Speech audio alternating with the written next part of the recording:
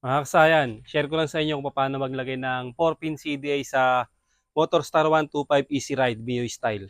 Ito siya kasayan ha. Oh. Ito, tatanggalin nyo lang tong pinaka-cover ha. Naka-ready na yan. Pansit kanton kasi ano pa natin yan. Wiring pa natin ng medyo maayos yan.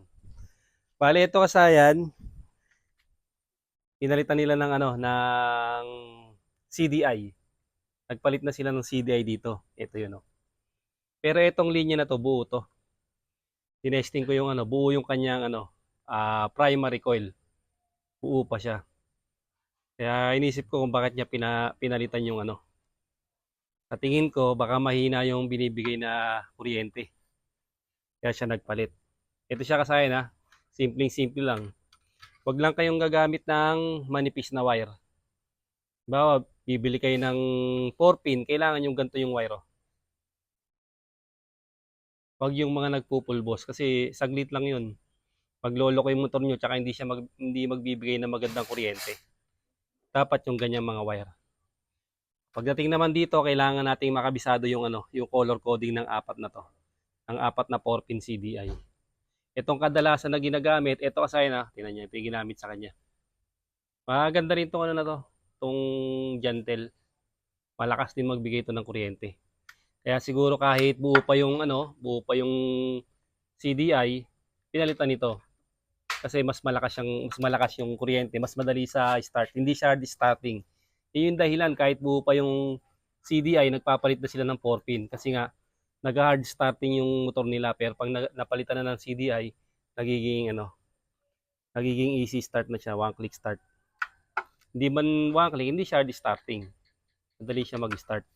Ito siya kasaya na itong apat na to kailangan niyo lang tandaan itong Lipan CDI, itong Jantel, tapos yung mga Mokoto CDI, pare-pares lang siya ng wiring.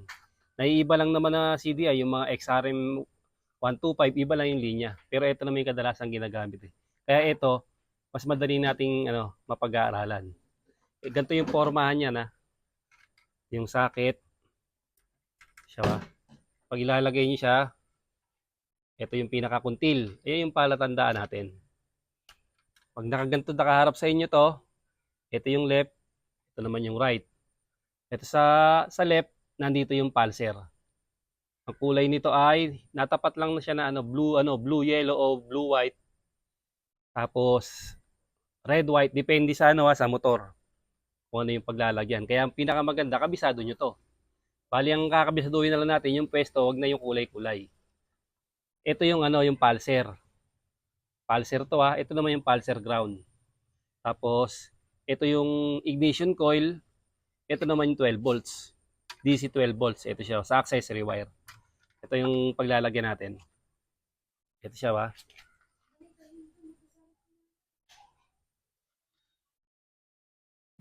Bali ang gagawin ko rito kasi pag puputulin ko na lang yan. I-wire to wire ko na. Habang inaayos ko yung wiring nito. So, unahin natin yung pulser. Pag binunot niyo yung stock na CDI nito, may dalawa siya Itong two wires na to, wag na kayong wag niyo tong pakialaman to. Wala nang ilalagay dito yung kulay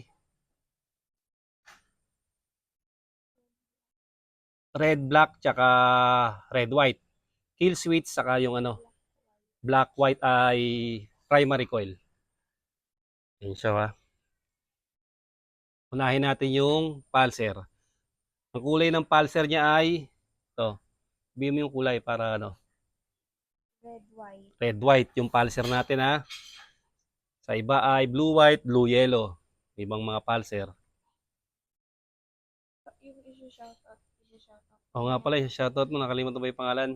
Ronald Oraban. Yun, taga saan? Pangasinan. Yun, taga kila yun. Kila, yung kinukuha na natin ng pinakamagaling na na tip.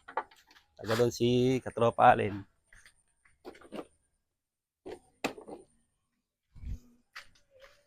Ito na, nailagay na natin yung pulser. Isusunod na natin sa baba niya, sa kaliwa muna tayo. Para mas madali. Tandaan ka agad natin, dahil pulser, ang sa baba ng pulser ay pulser ground. Pansinin niyo yung wire kasayan ha. Ayan. Makapal yung wire nyo.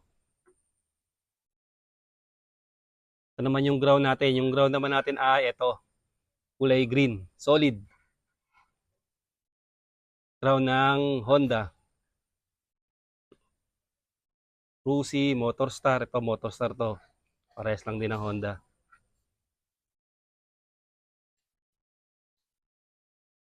Pag ganito kasayan, para mas maluwag magiging pwesto, pwede nyo nang tanggalin din yan. Yan ang gagawin natin yan. Tatanggalin na rin natin yan. Tapos ito naman yung ignition coil. Huli natin yung 12 volts. Ito ignition coil. Ang kulay ng ignition coil ay Black, yellow. black yellow ha. Black white yung kill switch. Wala na yon. Lagay natin ito sa black yellow.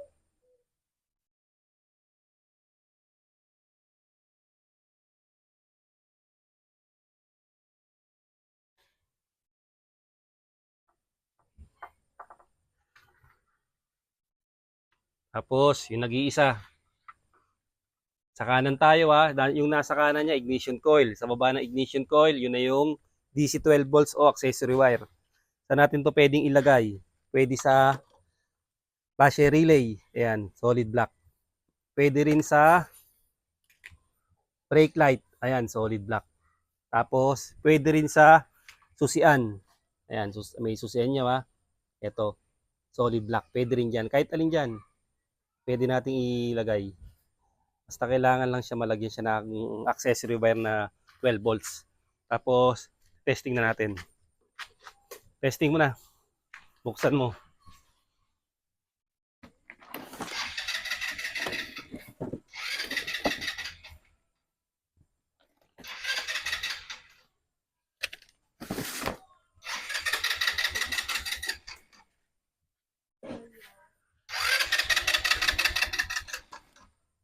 Layaw. Wala ng gas. Kaya pala, hindi ka nagagas eh. Kami, alisin natin yung preno nito. May next video tayo. Aalisin na natin to. Hindi na tayo magbe-break bago mag-start.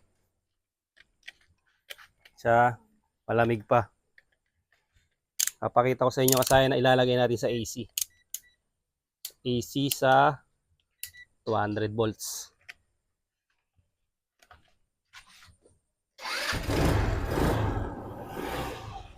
Oh, hindi mo para uminit. Ganyan mo lang siya ha. Sige, huwag mong papatayin ha. Papakita lang natin sa kanila. Para magkaroon ng idea. Siya kasaya na. Ilalagay natin sa uy, putya, basay kamay ko malakas to. Oh, hawakan mo itong isa. Lalagay mo sa ground. Saan banda to? Kulay green. Pwedeng body ground. Dito pa. Hindi yan. Ito yung green. Eh, siya kasayan. Oh. Kita niyo kasaya kung ilang volts. 133 volts, 140 volts. Oh, ibig sabihin kasayan at ibig sabihin buo yung ating buo yung ating primary coil. Nagpalit lang talaga sila ng ng 4-pin CDI para kumbaga sa kuan mas madali siyang mas madali siyang i-start.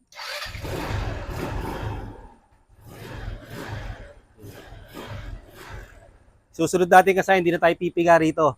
Pag magi-start tayo, ganito na lang. Hindi na natin kailangan pang pumiga. Para hindi rin tayo malobat. Ganun lang kasi yung pagpapalit ng 4-pin CDI ha. Simpleng-simple lang ha. Ito lang yung tandaan nyo ha. Kahit wag na yung wire kasi pag magpapalit tayo, bibili tayo ng socket. Iba't ibang kulay na siya. Tandaan nyo sa kanan, ignition coil. Sa baba, DC 12 volts. Sa kaliwa naman, pulser ground. Pag may comment kayo sa CDI, mag-comment lang kayo, sasagutin natin yan. At shoutout mo na rin yung nagpapa-shoutout sa atin. Shout out kay Ronel Urbano ng Pangasinan City. Hanggang dito na lang mga kasayan. Salamat sa panonood.